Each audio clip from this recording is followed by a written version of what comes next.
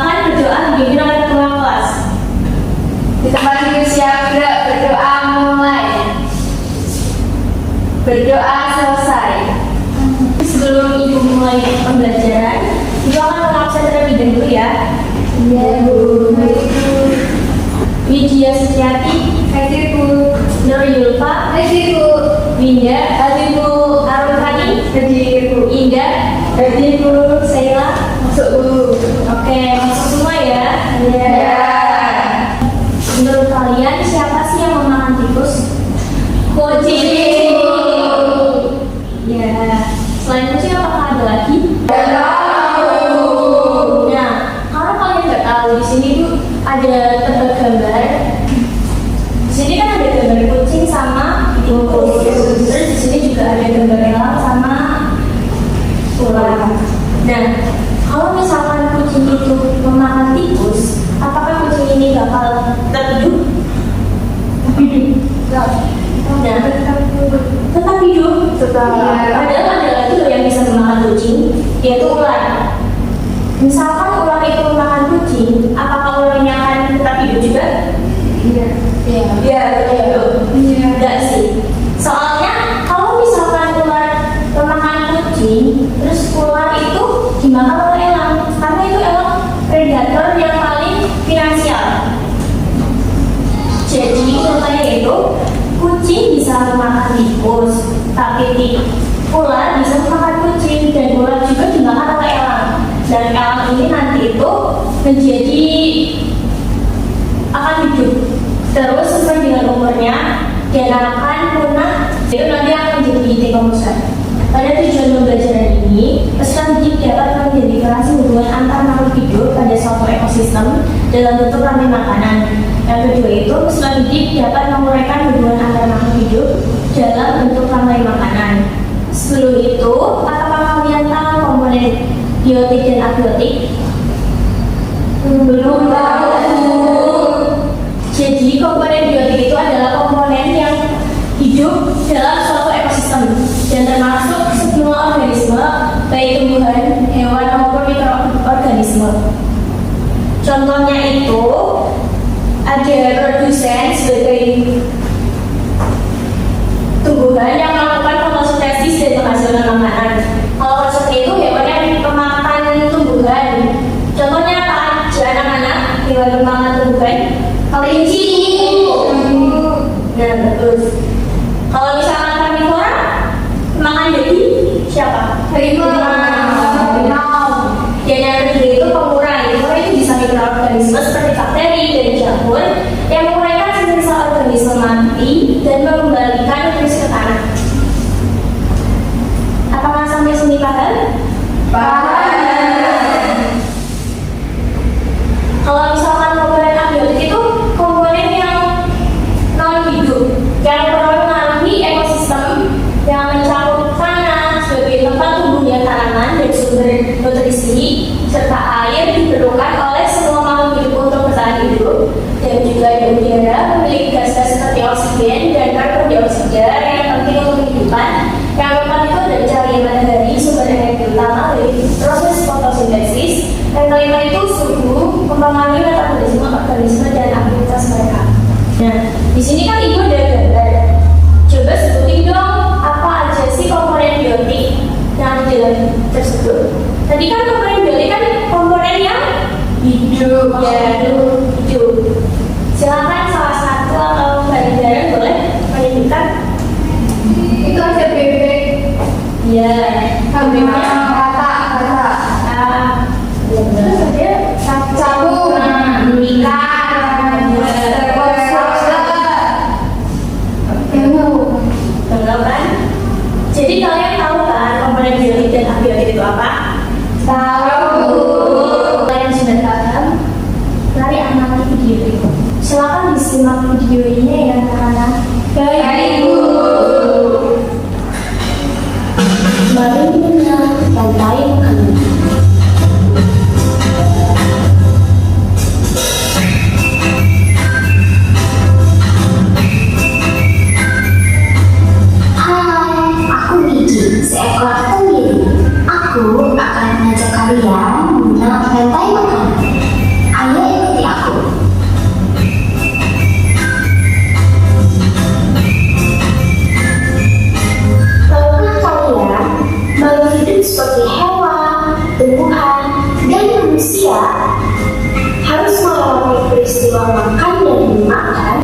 untuk memenuhi kebutuhan energi mereka.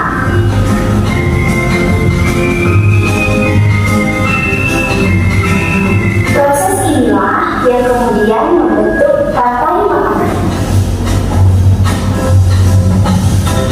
Nah ini kan ada sebuah rantai makanan. Jadi tuh tikus itu makannya jagung, lalu tikus itu dimakan ular, serta ular itu dimakan elang. Itu yang namanya proses memakan dan dimakan. Paham anak-anak? Paham. Selanjutnya, Di dalam rantai makanan, setiap makhluk hidup memiliki perannya masing-masing, yaitu sebagai produsen ataupun konsumen. Tumbuhan adalah produsen. Mereka bisa menghasilkan makanannya sendiri. Mereka adalah awal dari rantai makanan. Sementara hewan dan manusia adalah konsumen. Mereka tidak bisa menghasilkan makanannya sendiri, sehingga membutuhkan tumbuhan atau hewan lain sebagai makanannya. Konsumen yang memakan tumbuhan disebut herbivore. Seperti sapi, kuda, dan kambing.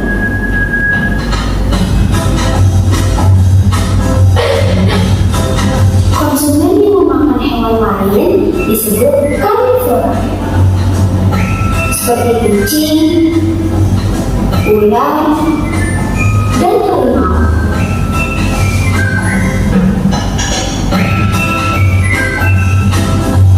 Lalu, konsumen yang memakan tumbuhan dan juga hewan disebut omnivora,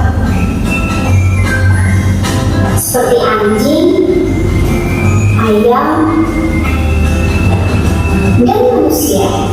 nah tadi kan di video itu kan ada tiga hewan pemakan tumbuhan, pemakan daging sama pemakan tumbuhan dan daging. Itu kalian coba dong sebutin apa sih hewan pemakan tumbuhan? Kelinci, terus kambing, sapi. Kalau misalkan hewan pemakan daging apa? Harimau, kucing, ular. Terima kasih teman-teman. Tadi kan anak-anak udah melihat video kan, dan pembelajaran ibu pada hari itu siswa kelas 5 akan mencari informasi dan membagikan makanan. Nanti ibu akan bagi kelompok menjadi 3, kita bersihkan anggotanya 2. Nanti dikerjakan sesuai teman kalian ya. Baik, depan itu kelompok 1, yang belakang itu kelompok 2, kelompok 3. Ini ibu akan membagikan ini ya. Baik, Bu.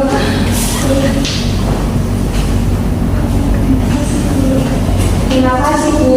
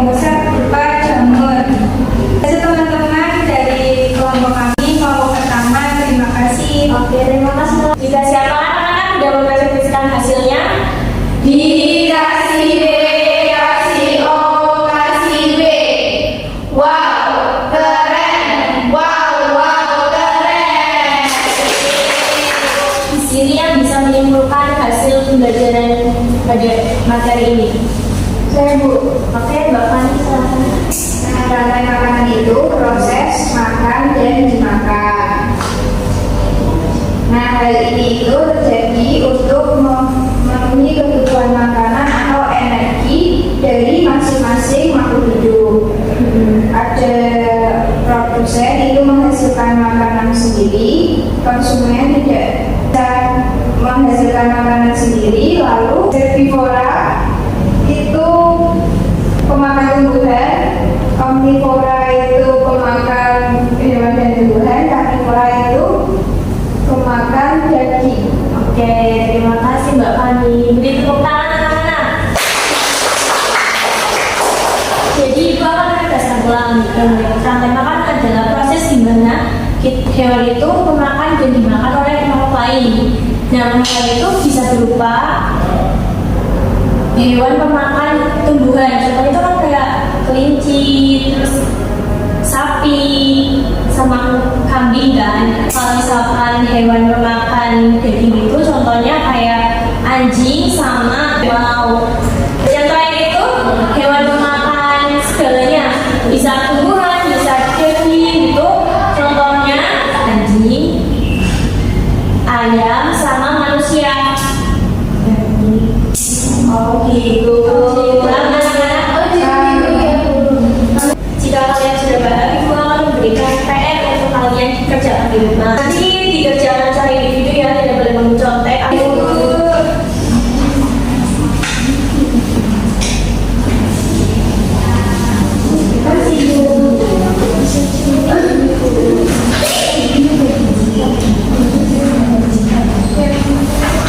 Sekarang ibu akan memberikan refleksi untuk kalian lingkari ya. Ibu. Ya, Bu. Jadi di refleksi ini bagaimana perasaan itu ada yang ceria, terus sedih, sama marah. Dan ini kan ada berapa kalian yang disampaikan itu kayak kamu tahu ya, nanti kalian hindari. Terima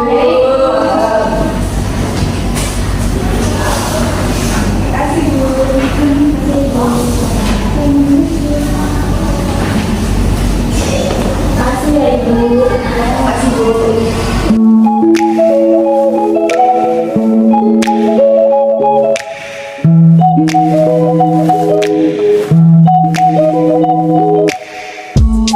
Apakah kalian sudah selesai mengerjakannya? Sudah. Senang gitu ya.